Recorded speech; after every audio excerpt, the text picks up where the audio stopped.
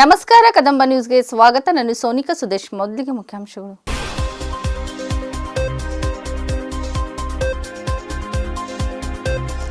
ಸಚಿವ ಈಶ್ವರ್ ಖಂಡ್ರೆಯವರ 63ನೇ ಹುಟ್ಟುಹಬ್ಬಕ್ಕೆ ಧಾರ್ಮಿಕ ನಾಯಕರಿಂದ ಸನ್ಮಾನ, ಆಶೀರ್ವಾದ.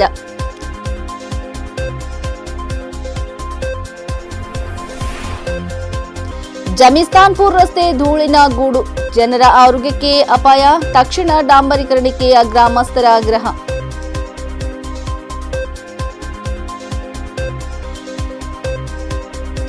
ಗ್ಯಾರಂಟಿ ಯೋಜನೆಗಳಿಂದ ರಾಜ್ಯದಲ್ಲಿ ಕ್ರಾಂತಿ, ಸಲೀಂ ಅಹಮದ್.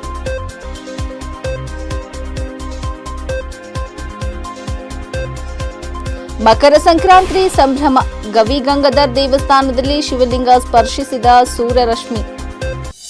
ಸುದ್ದಿಯ ವಿವರಗಳು. ಬೀದರ್ ಜಿಲ್ಲಾ ಉಸ್ತುವಾರಿ ಸಚಿವ ಈಶ್ವರ್ ಖಂಡ್ರೆ ಅವರ 63ನೇ ಹುಟ್ಟುಹಬ್ಬದ ಅಂಗವಾಗಿ ಅನುಭವ ಮಂಟಪದ ಅಧ್ಯಕ್ಷರಾದ ಪರಮ ಪೂಜೆ ಶ್ರೀ ಡಾ ಬಸವಲಿಂಗ ಪಟ್ಟದೇವರು, ಹುಲ್ಸೂರಿನ ಪೂಜೆ ಶ್ರೀ ಶಿವಾನಂದ ಮಹಾಸ್ವಾಮಿಗಳು, ಮಹಕರ್ ಶ್ರೀ ಮಠದ ರಾಜೇಶ್ವರ ಶಿವಾಚಾರ್ಯರು ಹಾಗೂ ಭಾಲ್ಕಿಹೇರ ಮಠ ಸಂಸ್ಥಾನದ ಪೀಠಾಧಿಪತಿ ಪೂಜೆ ಶ್ರೀ ಗುರುಬಸವ ಪಟ್ಟದೇವರು ಸಚಿವರನ್ನು ಸನ್ಮಾನಿಸಿ ಆಶೀರ್ವಾದ ನೀಡಿದರು. ಧಾರ್ಮಿಕ ಹಾಗೂ ಸಾಮಾಜಿಕ ಸೇವೆಯಲ್ಲಿ ಈಶ್ವರ್ ಖಂಡ್ರೆ ಅವರ ಕೊಡುಗೆ ಶ್ಲಾಘನೀಯವಾಗಿದ್ದು, ರಾಜ್ಯದ ಅಭಿವೃದ್ಧಿ ಹಾಗೂ ಪರಿಸರ ಸಂರಕ್ಷಣೆಯ ದಿಕ್ಕಿನಲ್ಲಿ ಅವರು ಇನ್ನಷ್ಟು ಸಾಧನೆ ಮಾಡಲಿ ಎಂದು ಪೂಜ್ಯರು ಹಾರೈಸಿದರು. ಈ ಕಾರ್ಯಕ್ರಮದಲ್ಲಿ ರಾಜ್ಯ ಮಕ್ಕಳ ಹಕ್ಕುಗಳ ರಕ್ಷಣಾ ಆಯೋಗದ ಅಧ್ಯಕ್ಷರಾದ ಶಶಿಧರ್ ಕೋಸಂಬೆ, ಅರಣ್ಯ ಅಭಿವೃದ್ಧಿ ನಿಗಮದ ಉಪಾಧ್ಯಕ್ಷರಾದ ಹನುಮಂತ್ ಚೌಹಾಣ್ ಸೇರಿದಂತೆ ಹಲವರು ಗಣ್ಯರು, ಅಧಿಕಾರಿಗಳು, ಪಕ್ಷದ ಮುಖಂಡರು ಹಾಗೂ ಅಭಿಮಾನಿಗಳು ಉಪಸ್ಥಿತರಿದ್ದರು.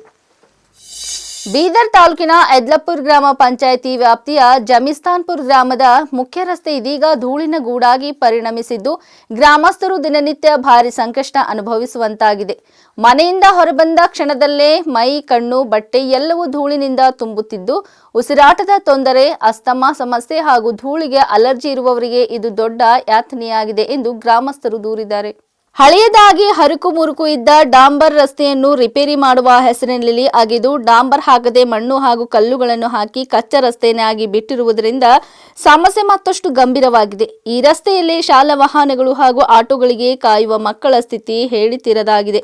ಮಕ್ಕಳು ದಿನವೂ ಧೂಳಿನಲ್ಲಿ ನಿಂತು ವಾಹನಕ್ಕಾಗಿ ಕಾಯಬೇಕಾಗುತ್ತಿದ್ದು, ಅವರ ಮೈ, ಮೂತಿ ಮತ್ತು ಬಟ್ಟೆ ಸಂಪೂರ್ಣ ಹೊಲಸಾಗುತ್ತಿವೆ.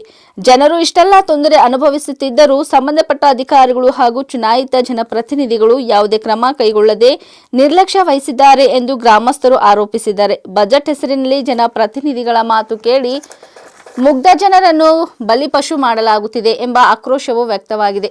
3-4 ವರ್ಷಗಳ ಹಿಂದಷ್ಟೇ ಈ ರಸ್ತೆಯನ್ನು ಡಾಂಬರೀಕರಣ ಮಾಡಲಾಗಿತ್ತು. ಆದರೆ ಕೆಲವೇ ವರ್ಷಗಳಲ್ಲಿ ರಸ್ತೆ ಹಳ್ಳ ಹಿಡಿದು ಹಾಳಾಗಿದ್ದು, ಇದೀಗ ಮತ್ತೆ ಲಕ್ಷಾಂತರ ರೂಪಾಯಿ ಖರ್ಚು ಮಾಡಿ ರಸ್ತೆ ಅಗೆದು ಮಣ್ಣು, ಕಲ್ಲು ಹಾಕಿ ಬಿಟ್ಟಿರುವುದು ಸಾರ್ವಜನಿಕರಲ್ಲಿ ಅನುಮಾನಕ್ಕೆ ಕಾರಣವಾಗಿದೆ.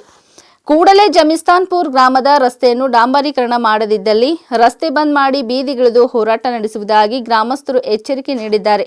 ಶಾಸಕರು ತಕ್ಷಣ ಈ ಸಮಸ್ಯೆಯತ್ತ ಗಮನ ಹರಿಸಿ ಜನರ ಸಂಕಷ್ಟಕ್ಕೆ ಸ್ಪಂದಿಸಿ ಶಾಶ್ವತ ಪರಿಹಾರ ಒದಗಿಸಬೇಕು ಎಂದು ಗ್ರಾಮಸ್ಥರು ಒತ್ತಾಯಿಸಿದ್ದಾರೆ.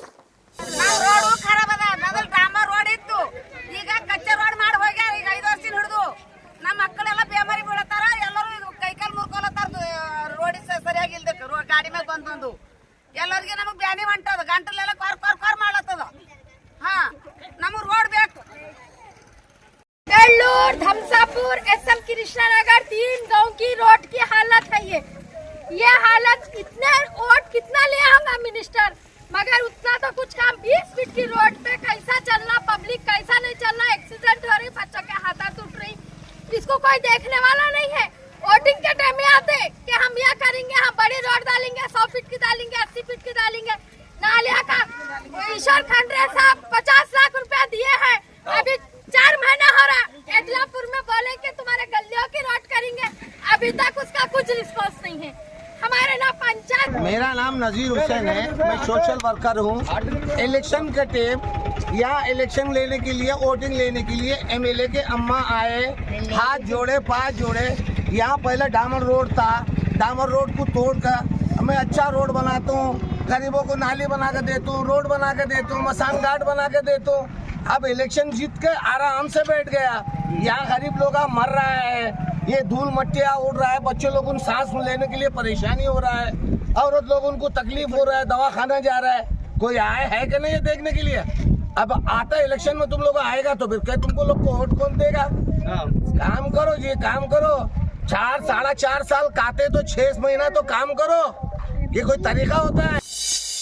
ರಾಷ್ಟ್ರೀಯ ಕಾಂಗ್ರೆಸ್ ಪಕ್ಷದ ನಾಯಕ ಹಾಗೂ ಕರ್ನಾಟಕ ವಿಧಾನ ಪರಿಷತ್ ಸದಸ್ಯ ಸಲೀಂ ಅಹಮದ್ ಅವರು ಇಂದು ಬೀದರ್ ನಗರದಲ್ಲಿ ನಡೆದ ಪತ್ರಿಕಾಗೋಷ್ಠಿಯಲ್ಲಿ ಮಾತನಾಡಿ, ಕಾಂಗ್ರೆಸ್ ಸರ್ಕಾರ ನುಡಿದಂತೆ ನಡೆದ ಸರ್ಕಾರವಾಗಿದ್ದು ಚುನಾವಣೆಯಲ್ಲಿ ಜನತೆಗೆ ನೀಡಿದ 5 ಗ್ಯಾರಂಟಿ ಯೋಜನೆಗಳನ್ನು ಯಶಸ್ವಿಯಾಗಿ ಅನುಷ್ಠಾನಕ್ಕೆ ತಂದಿದೆ ಎಂದು ಹೇಳಿದರು. ಸರ್ವರಿಗೂ ಸಮಬಾಳು ಸಮಪಾಲು ಎಂಬುದೇ ಕಾಂಗ್ರೆಸ್ ಸರ್ಕಾರದ ಮೂಲ ಉದ್ದೇಶವಾಗಿದ್ದು, ಗ್ಯಾರಂಟಿ ಯೋಜನೆಗಳ ಮೂಲಕ ರಾಜ್ಯದಲ್ಲಿ ಸಾಮಾಜಿಕ ಹಾಗೂ ಆರ್ಥಿಕ ಕ್ರಾಂತಿ ತರಲಾಗಿದೆ ಎಂದು ಅವರು ತಿಳಿಸಿದರು. ಈ ಯೋಜನೆಗಳಿಂದ ಜನಸಾಮಾನ್ಯರಿಗೆ ನೆರೆ ಲಾಭವಾಗಿದ್ದು, ಜನರ ವಿಶ್ವಾಸ ಕಾಂಗ್ರೆಸ್ ಪಕ್ಷದ ಮೇಲೆಯೇ ಇದೆ ಎಂದು ಸಲೀಂ ಅಹಮದ್ ಹೇಳಿದರು. ಮುಂದೆ ಬರುವ ಜಿಲ್ಲಾ ಪಂಚಾಯತ್, ತಾಲೂಕಾ ಪಂಚಾಯತ್ ಹಾಗೂ ಗ್ರಾಮ ಪಂಚಾಯತ್ ಚುನಾವಣೆಗಳಿಗೆ ಪಕ್ಷವು ಈಗಾಗಲೇ ಸಕಲ ಸಿದ್ಧತೆಗಳನ್ನು ಕೈಗೊಂಡಿದ್ದು, ಸಂಘಟನೆಯನ್ನು ಇನ್ನಷ್ಟು ಬಲಪಡಿಸುವ ಕೆಲಸ ನಡೆಯುತ್ತಿದೆ ಎಂದು ಅವರು ತಿಳಿಸಿದರು. ಕೇಂದ್ರ ಬಿಜೆಪಿ ಸರ್ಕಾರದ ವಿರುದ್ಧ ತೀವ್ರ ವಾಗ್ದಾಳಿ ನಡೆಸಿದ ಅವರು, ಕಳೆದ 12 ವರ್ಷಗಳಿಂದ ಕೇಂದ್ರದಲ್ಲಿ ಅಧಿಕಾರದಲ್ಲಿರುವ ಬಿಜೆಪಿ ಸರ್ಕಾರ ಜನತೆಗೆ ಬರೀ ಸುಳ್ಳುಗಳನ್ನೇ ಹೇಳುತ್ತಾ ಬಂದಿದೆ ಎಂದು ಆರೋಪಿಸಿದರು. ಪ್ರಧಾನಿ ನರೇಂದ್ರ ಮೋದಿ ಅವರು ಅಧಿಕಾರಕ್ಕೆ ಬಂದ 100 ದಿನಗಳಲ್ಲಿ ವಿದೇಶದಿಂದ ಕಪ್ಪು ಹಣವನ್ನು ತರಲಾಗುತ್ತದೆ ಎಂದು ಹೇಳಿದರು. ಅಲ್ಲದೆ ಪ್ರತಿ ವರ್ಷ 2 ಕೋಟಿ ಯುವಕರಿಗೆ ಉದ್ಯೋಗ ನೀಡುವುದಾಗಿ ಭರವಸೆ ನೀಡಿದರು. ಆದರೆ 11 ವರ್ಷಗಳಲ್ಲಿ ಒಟ್ಟು 22 ಕೋಟಿ ಉದ್ಯೋಗ ನೀಡಬೇಕಿದ್ದಲ್ಲಿ ಕೇವಲ 22 ಲಕ್ಷ ಉದ್ಯೋಗಗಳನ್ನು ಮಾತ್ರ ನೀಡಿದ್ದಾರೆ ಎಂಬುದೇ ಇಂದು ದೇಶದ ಮುಂದೆ ಇರುವ ದೊಡ್ಡ ಪ್ರಶ್ನೆಯಾಗಿದೆ ಎಂದು ಹೇಳಿದರು. ಅತ್ಯಧಿಕ ಬೆಲೆ ಏರಿಕೆ ಮೂಲಕ ಕೇಂದ್ರ ಸರ್ಕಾರ ಜನರ ಜೀವನವನ್ನು ಹದಗೆಡಿಸಿದ್ದು, ದಿನನಿತ್ಯದ ಅಗತ್ಯ ವಸ್ತುಗಳ ಬೆಲೆ ಏರಿಕೆಯಿಂದ ಜನರು ಸಂಕಷ್ಟ ಅನುಭವಿಸುತ್ತಿದ್ದಾರೆ ಎಂದು ಅವರು ಕಿಡಿಕಾರಿದರು. ಇಂತಹ ಪರಿಸ್ಥಿತಿಯಲ್ಲಿ ಕಾಂಗ್ರೆಸ್ ಪಕ್ಷವನ್ನು ಪ್ರಶ್ನಿಸುವ ನೈತಿಕ ಮೌಲ್ಯವನ್ನು ಬಿಜೆಪಿ ಸಂಪೂರ್ಣವಾಗಿ ಕಳೆದುಕೊಂಡಿದೆ ಎಂದು ಸಲೀಂ ಅಹಮದ್ ಹೇಳಿದರು. ಇದೇ ವೇಳೆ ಕೇಂದ್ರ ಬಿಜೆಪಿ ಸರ್ಕಾರವನ್ನು ಮಹಾತ್ಮ ಗಾಂಧಿ ವಿರೋಧಿ ಸರ್ಕಾರ ಎಂದು ಟೀಕಿಸಿದ ಅವರು, ಕಾಂಗ್ರೆಸ್ ಸರ್ಕಾರಗಳು ಜಾರಿಗೆ ತಂದ ಅನೇಕ ಜನಪರ ಯೋಜನೆಗಳನ್ನು ಬಿಜೆಪಿ ಸರ್ಕಾರ ರದ್ದುಗೊಳಿಸಿದೆ ಎಂದು ಆರೋಪಿಸಿದರು. ಮಹಾತ್ಮ ಗಾಂಧಿಯವರ ವಿಚಾರಧಾರೆಗಳ ಮೇಲೆ ನಂಬಿಕೆ ಇಲ್ಲವೇ ಎಂದು ಪ್ರಶ್ನಿಸಿದ ಅವರು, ನಾಥೂರಾಮ್ ಗೋಡಸೆ ಅವರ ವಿಚಾರಗಳ ಮೇಲೆ ನಂಬಿಕೆ ಇದೆಯೇ ಎಂದು ತೀಕ್ಷ್ಣ ಪ್ರಶ್ನೆಗಳನ್ನು ಮುಂದಿಟ್ಟರು. ನಮ್ಮೆಲ್ಲರಿಗೂ ಸಂಕ್ರಾಂತಿ ಹಬ್ಬದ ಶುಭಾಶಯಗಳು ಕೋರ್ತಾ, ಹಬ್ಬ ಇದು ಕೂಡ ತಾವು ಬಂದಿದ್ದೀರಾ, ನಮಗೆ ಧನ್ಯವಾದಗಳು ಅರ್ಪಣೆ ಮಾಡ್ತೇವೆ. ಇವತ್ತು ಕೆಲ ವಿಚಾರಗಳನ್ನು ತಮ್ಮ ಮುಂದೆ ಹಂಚಿಕೊಳ್ಳಿಕ್ಕೆ ನಾನು ಬಂದಿದ್ದೇನೆ.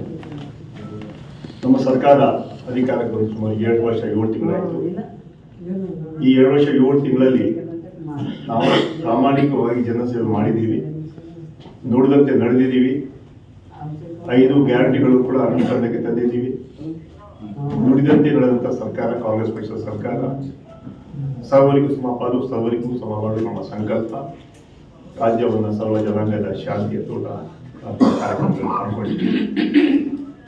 5 ಗ್ಯಾರಂಟಿಗಳು ಏನು ನಾವು ಅನುಷ್ಠಾನಕ್ಕೆ ತಂದಿದ್ದೀವಿ, ಅದು ರಾಜ್ಯದಲ್ಲಿ ದೊಡ್ಡ ಕ್ರಾಂತಿಕಾರಿಕ ಬದಲಾವಣೆ, ವಿಶೇಷವಾಗಿ ಮಹಿಳೆಯರಲ್ಲಿ ಆಗಿದೆ. ಸುಮಾರು 600 ಕೋಟಿ ಮಹಿಳೆಯರು ಫ್ರೀಯಾಗಿ ಬಸ್ಸಲ್ಲಿ ಪ್ರಯಾಣ ಮಾಡಿದ್ದಾರೆ. ಇದೊಂದು ಗಿನ್ನಿಸ್ ದಾಖಲೆ ಕೂಡ ಮುರಿದಿದೆ. ಮಹಿಳೆಯರ ಸಬಲೀಕರಣ ಬಗ್ಗೆ ಏನು ಮಾತಾಡ್ತಾರಲ್ಲ, ಅದು ನಮ್ಮ ಸರ್ಕಾರದಲ್ಲಿ ನಾವು ಕರ್ನಾಟಕದಲ್ಲಿ ಮಾಡಿದ್ದೀವಿ. ಅದೇ ರೀತಿ ಅನ್ನಭಾಗ್ಯ ಇರ್ಬೋದು, ಗೃಹಜ್ಯೋತಿ ಇರ್ಬೋದು, ಗೃಹಲಕ್ಷ್ಮಿ ಇರ್ಬೋದು, ಯುವ ನಿಧಿ ಇರ್ಬೋದು, ಈ 5 ಗ್ಯಾರಂಟಿಗಳನ್ನು ನಾವು ತಂದು ಸಮಾಜದ ಎಲ್ಲ ವರ್ಗದ ಹಿತವನ್ನು ಕಾಪಾಡಿಕೊಂಡು, ಅದಕ್ಕೆ ಹೇಳಿದರು ಸರ್ವರಿಗೂ ಸಮಪಾಲು, ಸರ್ವರಿಗೂ ಸಮಪಾಲು. ಎಲ್ಲ ಯಾವುದೇ ಒಂದು ಜಾತಿಯ ಪ್ರಾಂತೀಯ ವಿಚಾರ ಇದ್ದೆ ನೇರವಾಗಿ ಜನರಿಗೆ ಮುಟ್ಟಿಸಂತಹ ದೊಡ್ಡ ಕಾರ್ಯಕ್ರಮಗಳನ್ನು ನಾವು 5 ಗ್ಯಾರಂಟಿಗಳನ್ನು ತಂದಿದ್ದೀವಿ. ಈ ಮುಂದೆ ಕೂಡ ಇನ್ನ ನಮ್ಮ 2 ವರ್ಷ 2 ವರ್ಷ ಇದೆ. ಈ 2 ವರ್ಷ ಇನ್ನೂ ಹೆಚ್ಚು ಕೆಲಸ ಮಾಡಿ ಜನರ ಯಾವ ರೀತಿ ವಿಶ್ವಾಸ ಕೊಟ್ಟು ಸುಮಾರು 140 ಸೀಟ್ಗಳನ್ನು ಕೊಟ್ಟಿದ್ರು. ನಾವು ಗೆದ್ದಿದ್ದೀವಿ ಬೀಗಲ್ಲ, ನಮ್ಮ ಜೊತೆಯಿಂದ ಪ್ರಾಮಾಣಿಕವಾಗಿ ಜನರ ಕೆಲಸ ಮಾಡ್ತಾ ಇದ್ದೀವಿ. ಮುಂದೆ ಮಾಡ್ತೀವಿ. ಸನ್ಮಾನ್ಯ ಮುಖ್ಯಮಂತ್ರಿಗಳ ಸಿದ್ದರಾಮಯ್ಯ ನಾಯಕತ್ವದಲ್ಲಿ, ಸನ್ಮಾನ್ಯ ಡಿ.ಕೆ. ಶಿವಕುಮಾರ್ ನಾಯಕತ್ವದಲ್ಲಿ ಹಾಗೂ ಕಾಂಗ್ರೆಸ್ ಎಲ್ಲ ಹಿರಿಯ ಮುಖಂಡರು ಮಂತ್ರಿಗಳ ನಾಯಕತ್ವದಲ್ಲಿ ಕರ್ನಾಟಕದಲ್ಲಿ ಸರ್ಕಾರ ಮತ್ತು ಪಕ್ಷ 2 ವರ್ಷ ಕೆಲಸ ಮಾಡ್ತಾ ಇದ್ದೀವಿ. ಜನ ನಮಗೆ ಆಶೀರ್ವಾದ ಮಾಡಿದ್ದಾರೆ. ಈ 3 ಎಲೆಕ್ಷನ್ಸ್ ಬೈ ಎಲೆಕ್ಷನ್ ನಡೀತು. ಆ 3 ಎಲೆಕ್ಷನ್ ಕೂಡ ಚನ್ನಪಟ್ಟಣ ಇರ್ಬೋದು, ಶಿಗ್ಗಾಂವ್ ಸೊಣ್ಣೂರು ಇರ್ಬೋದು, ಸಂಡೂರು ಇರ್ಬೋದು, 3 ಕ್ಷೇತ್ರದಲ್ಲೂ ಕೂಡ ಜನ ನಮ್ಗೆ ಯಾಕೆ ಆಶೀರ್ವಾದ ಮಾಡಿದ್ರು ಅಂತ ಹೇಳಿದ್ರೆ, ನಾವು ಕೊಟ್ಟು ಮಾತು ಉಳಿಸ್ಕೊಂಡಿದ್ದೀವಿ, ನೋಡಿದಂತೆ ನಡೆದಿದ್ದೀವಿ. ಅದಕ್ಕೆ ಈ 3 ಚುನಾವಣೆಯಲ್ಲಿ ಜನ ನಮ್ಗೆ ಆಶೀರ್ವಾದ ಕೊಟ್ಟು ಕಾಂಗ್ರೆಸ್ ಪಕ್ಷಕ್ಕೆ ಇನ್ನ ಶಕ್ತಿ ಕೊಟ್ಟಿದ್ದಾರೆ. ಅದೇ ರೀತಿ ಎಲ್ಲ ಹಂತಗಳಲ್ಲೂ ಕೂಡ ಜನ ನಮ್ಗೆ ಆಶೀರ್ವಾದ ಮಾಡ್ತಾ ಇದ್ದಾರೆ. ಮುಂದೆ ಕೂಡ ಆಶೀರ್ವಾದ ಮಾಡ್ತಾರೆ, ವಿಶ್ವಾಸ ಇದೆ. ನಾವು ಏನೋ ಕಾರ್ಯಕ್ರಮ ಕೊಟ್ಟಿದ್ದೀವಿ, ಇನ್ನೂ ಹೆಚ್ಚಿನ ರೀತಿಯಲ್ಲಿ ಅದು ಇನ್ನ ಪರಿಣಾಮಕಾರಿಯಾಗಿ ಇನ್ನೂ ಹೆಚ್ಚು ಕಾರ್ಯಕ್ರಮ ಕೊಟ್ಟು ಜನಸೇವೆ ಮಾಡ್ತೀವಿ ಅಂತ ಹೇಳಿ ಬಯಸ್ತಾ ಇದ್ದೀವಿ. 2ನೇದಾಗಿ ಈಗಾಗಲೇ ಮುಂದಿನ ದಿನಗಳಲ್ಲಿ ಬಹುಶಃ ಏಪ್ರಿಲ್ ಮೇಯಲ್ಲಿ ತಾಲೂಕ್ ಪಂಚಾಯತ್ ಜಿಲ್ಲಾ ಪಂಚಾಯತ್ ಚುನಾವಣೆ ಕೂಡ ಬರ್ತವೆ, ಕಾರ್ಪೊರೇಷನ್ ಹಾಗೂ ಗ್ರಾಮ ಪಂಚಾಯತ್ ಚುನಾವಣೆಗಳು ಬರ್ತವೆ. ಅದಕ್ಕೆಲ್ಲ ನಾವು ಸಿದ್ಧರಾಗಿದ್ದೇವೆ. ಈಗಾಗಲೇ ಎಲ್ಲ ಜಿಲ್ಲೆಗಳಲ್ಲಿ ನಮ್ಮ ಜಿಲ್ಲಾಧ್ಯಕ್ಷರುಗಳು, ಬ್ಲಾಕಿನ ಅಧ್ಯಕ್ಷರುಗಳು, ನಮ್ಮ ಪಂಚಾಯತ್ಗಳ ಕಮಿಟಿಗಳು, ಬೂತ್ ಕಮಿಟಿಗಳಿಗೆ ಎಲ್ಲ ಸಕ್ರಿಯವಾಗಿ ಕೆಲಸ ಮಾಡ್ತಾ ಇದ್ದಾರೆ. ಅವ್ರು ಇನ್ನಷ್ಟು ಸಕ್ರಿಯವಾಗಿ ನಾವು ಮಾಡ್ತೀವಿ. ಅದ್ರ ಮೂಲಕ ಪಕ್ಷ ಸಂಘಟನೆಗೆ ಹೆಚ್ಚು ಒತ್ತು ಕೊಡ್ತಾ ಇದ್ದೀವಿ. ಅದೇ ರೀತಿ AICC ಕೂಡ ಕೆಲವು ಜಿಲ್ಲೆಗಳಲ್ಲಿ ಬದಲಾವಣೆ ಮಾಡುವಂತಹ ಪ್ರಕ್ರಿಯೆ ಕೂಡ ಶುರು ಆಗುತ್ತೆ. ಈಗಾಗಲೇ ಸಾಕಷ್ಟು ರಾಜ್ಯಗಳಲ್ಲಿ ಈಗಾಗಲೇ ಆಗಿದೆ. ಈಗ ಕರ್ನಾಟಕ ಕೂಡ ವೀಕ್ಷಕರು ಕೂಡ ಬರ್ತಾರೆ. ಎಲ್ಲಿ ಜಿಲ್ಲೆಗಳಿಗೆ ಬದಲಾವಣೆ ಆಗಬೇಕು ಕೂಡ ಆ ಪ್ರಕ್ರಿಯೆ ಕೂಡ ಆಗುತ್ತೆ. ಅದ್ರ ಮೂಲಕ ಪಕ್ಷ ಸಂಘಟನೆಗೆ ಹೆಚ್ಚು ಒತ್ತು ಕೊಡುವ ಕೆಲಸ ನಮ್ಮ ಪಕ್ಷ ಮಾಡುತ್ತೆ. ಎಲ್ಲೆಡೆ ಮಕರ ಸಂಕ್ರಾಂತಿ ಹಬ್ಬದ ಸಂಭ್ರಮ ಮನೆ ಮಾಡಿದ್ದು ದೇವಾಲಯಗಳಲ್ಲಿ ವಿಶೇಷ ಪೂಜೆಗಳನ್ನು ಸಲ್ಲಿಸಲಾಗುತ್ತಿದೆ. ವಿಶೇಷವಾಗಿ ಗವಿಪುರದಲ್ಲಿರುವ ಗವಿಗಂಗಾಧರ್ ದೇವಸ್ಥಾನದಲ್ಲಿ ವಿಶೇಷ ಪೂಜೆಗಳು ನಡೆಯುತ್ತಿದ್ದು ದೇವಾಲಯ ಎಂದು ವಿಸ್ಮಯಕ್ಕೆ ಸಾಕ್ಷಿಯಾಗಿದೆ. ಗವಿಗಂಗಾಧರ್ ದೇವಸ್ಥಾನದ ಶಿವಲಿಂಗವನ್ನು ಸೂರ್ಯರಶ್ಮಿ ಸ್ಪರ್ಶಿಸಿದೆ. ಸೂರ್ಯ ದಕ್ಷಿಣ ಪಥದಿಂದ ಉತ್ತರಕ್ಕೆ ಪಥ ಸಂಚಲನ ಮಾಡುವ ವೇಳೆ ಸೂರ್ಯ ಕಿರಣವು ಶಿವಲಿಂಗವನ್ನು ಸ್ಪರ್ಶಿಸಲಿದೆ. ಹೀಗಾಗಿ ಇಂದು ದೇವಸ್ಥಾನದಲ್ಲಿ ವಿಶೇಷ ಪೂಜೆ ನಡೆಯುತ್ತಿದೆ. ಬೆಳಗ್ಗೆ 5 ಗಂಟೆಯಿಂದಲೇ ಗಂಗಾಧರನಿಗೆ ವಿಶೇಷ ಪೂಜೆ ಆರಂಭವಾಗಿದೆ. ಗಂಗಾಧರನಿಗೆ ಪಂಚಾಭಿಷೇಕ, ಪುಷ್ಪಾಭಿಷೇಕ, ಮಹಾಮಂಗಳಾರತಿ ಮಾಡಿದ ನಂತರ ಭಕ್ತರಿಗೆ ದೇವರ ದರ್ಶನಕ್ಕೆ ಅವಕಾಶ ಮಾಡಿಕೊಡಲಾಗುತ್ತಿದೆ. ವಿಶೇಷ ವಿದ್ಯಮಾನವನ್ನು ಕಣ್ತುಂಬಿಕೊಳ್ಳಲಿರುವ ಭಕ್ತರು ಕಾತುರದಿಂದ ಇದ್ದು ಸಾವಿರಾರು ಸಂಖ್ಯೆಯಲ್ಲಿ ದೇವಸ್ಥಾನಕ್ಕೆ ಬರುವ ನಿರೀಕ್ಷೆ ಇದೆ. ಹಬ್ಬದ ಹಿನ್ನೆಲೆ ಮುಂಜಾನೆಯಿಂದಲೇ ದೇಗುಲಕ್ಕೆ ಭಕ್ತ ಸಾಗರ ಹರಿದು ಬರುತ್ತಿದೆ.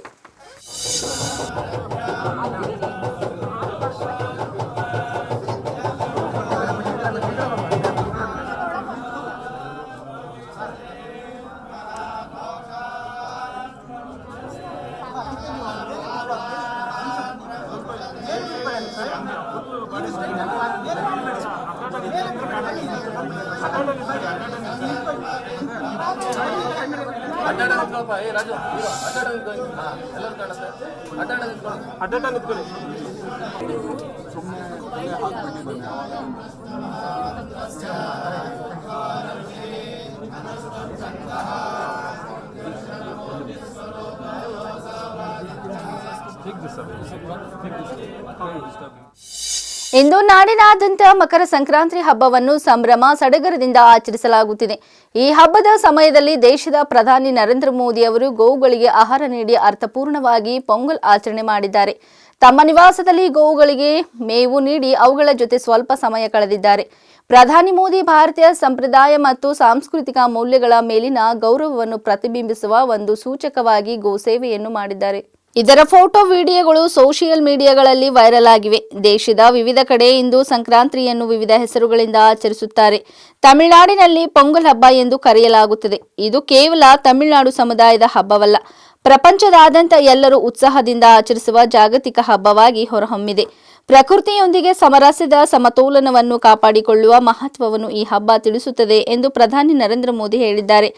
ಕೇಂದ್ರ ಸಚಿವ ಎಲ್ ಮುರುಗನ್ ಅವರ ನಿವಾಸದಲ್ಲಿ ನಡೆದ ಪೊಂಗಲ್ ಆಚರಣೆಯಲ್ಲಿ ಭಾಗವಹಿಸಿದ್ದ ಮೋದಿ ಈ ಹಬ್ಬ ರೈತರ ಕಠಿಣ ಪರಿಶ್ರಮವನ್ನು ಆಚರಿಸುವುದರ ಜೊತೆಗೆ ಭೂಮಿ ಮತ್ತು ಸೂರ್ಯನಿಗೆ ಕೃತಜ್ಞತೆ ಸಲ್ಲಿಸುವ ಹಬ್ಬ ಎಂದು ವಿವರಿಸಿದರು.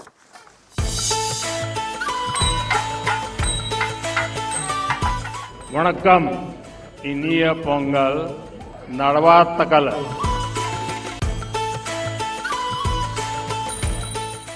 आज पोंगल एक ग्लोबल फेस्टिवल बन चुका है.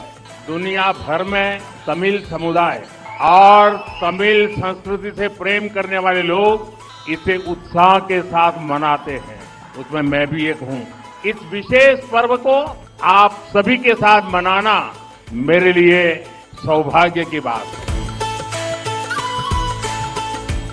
इसमें अन्नदाता की मेहनत, धरती और सूर्य के प्रति आभार का भाव है. साथ ही ये पर्व हमें प्रकृति, परिवार और समाज में संतुलन बनाने का रास्ता दिखाता है.